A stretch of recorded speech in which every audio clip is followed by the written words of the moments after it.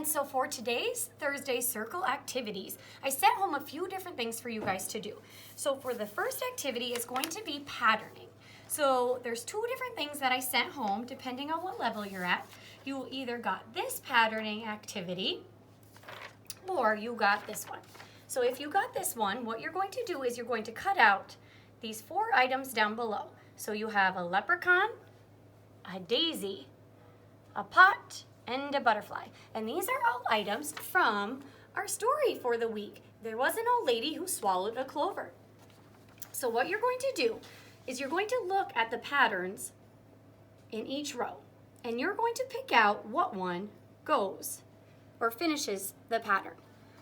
So look at our first pattern. We have leprechaun, lady, rainbow. Leprechaun, lady, rainbow. So there's 2 different ways to be able to do this. You can let your child try to decide which one finishes the pattern on their own, see if they're able to get the correct one, or what you can do is have them choose the correct one by you telling them what it is and then them receptively identifying. So you can say, look, leprechaun, lady, rainbow. Leprechaun, lady, rainbow. Our next one is leprechaun. And what you can do is hold up the leprechaun and the daisy. Let's say hold up the leprechaun and the daisy, and you can say, get leprechaun. And they should be able to get their leprechaun and put it on to finish the pattern. And remember to use the prompting strategies that I've provided you guys within the other videos that I've shown. And if they're unable to do it with the prompting strategies, provide hand-over-hand assistance to complete the patterns throughout this activity.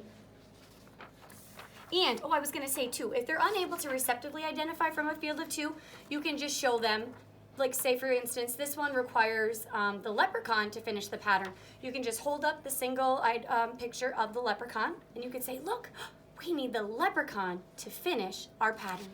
Ready? Leprechaun, old lady, rainbow. Leprechaun, old lady, rainbow. We need the leprechaun. And you can just hold up the single picture of the leprechaun. You can say, get leprechaun. Provide the prompting strategies or hand-over-hand assistance and tell them put on, and then you guys can glue the pictures on to finish the patterns. And then if you have this one's a little bit trickier, but you're going to pretty much do it the same exact way. You're going to cut out the different pictures on the bottom, and these pictures are all from our story too.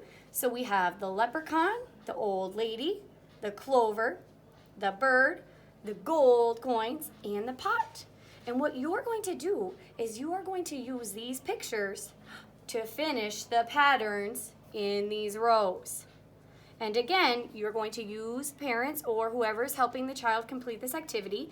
You're going to use the prompting strategies or hand-over-hand assistance if needed to complete the patterns.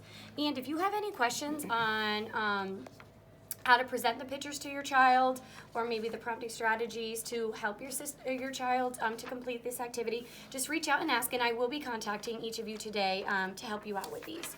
So our next activity that we have, that everyone should have, is this. And look at the bottom, I see numbers, and what we are going to do is cut on these lines, right here, all these lines you're going to cut the picture, and look, I see a picture of the little old lady and a leprechaun, and right in the middle is the pot of gold. So after you cut on the lines, you are going to put the numbers in order from 1 all the way to the number 10. So you're going to put them in order. So what you can do is count from 1 all the way to 10. So when you put them back in order, you're going to make the picture again. So do you see this whole picture? You're going to cut it on the lines, and then you're going to put the numbers back in order to make the picture again. So parents, what you could do is you can have your child first start with number 1. So what you can do is have them, you can either put all the, once you cut them, put all the numbers and the pieces in a pile. That would be, this is probably the hardest way to do it. Put them all in a pile, and you can say, okay, I want you to get number 1. So they would get number 1 and start with number 1. Then you could say, okay, what comes after number 1? There's 1, then there's 2. You tell me 2. Good job. So then they would get number 2. And then they would put it next to number 1.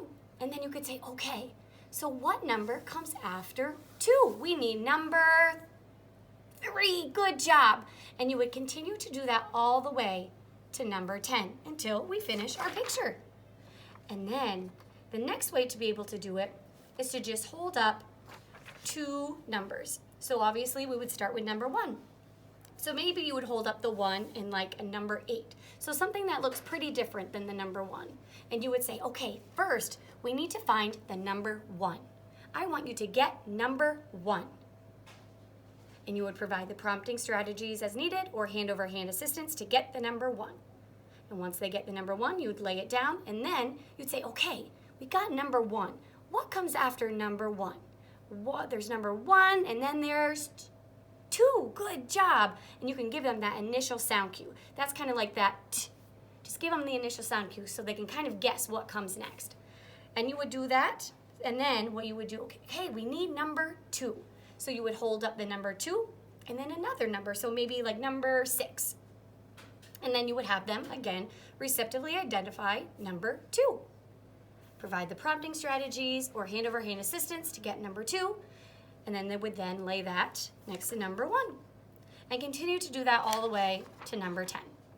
And then the most basic way is to just hold up each number at a time and tell your child, okay, we need to find number 1. This is number 1. Get 1. Provide prompting strategies or hand over hand assistance for your child to get the number 1. And say, good job getting number 1, and lay it down. And then you would go to number 2. Okay, look, we found number 1. Now we need to get number 2. Look, this is number 2. Get 2. You would provide prompting strategies or hand over hand assistance for your child to get number 2. Lay it down and continue to do that all the way to number 10. Okay, so then our last activity, some children have this and some children do not because they're not quite ready for counting using one-to-one correspondence or number recognition. And most of the children that have this in their packet have already received an activity like this before. So the only thing that you're going to do for this activity is you're going to be using your isolated finger to count using one-to-one correspondence. So you're going to count each box. You're going to count the items using your pointed finger. 1, 2, 3, 4. There are 4 old ladies. So then you're going to find the corresponding number in the box and you're going to circle it. So you're going to do that for each square for, I think you have 3 or 4 pages. So good luck, and if you guys have any questions, please feel free to reach out, and I will see you guys all later. Bye.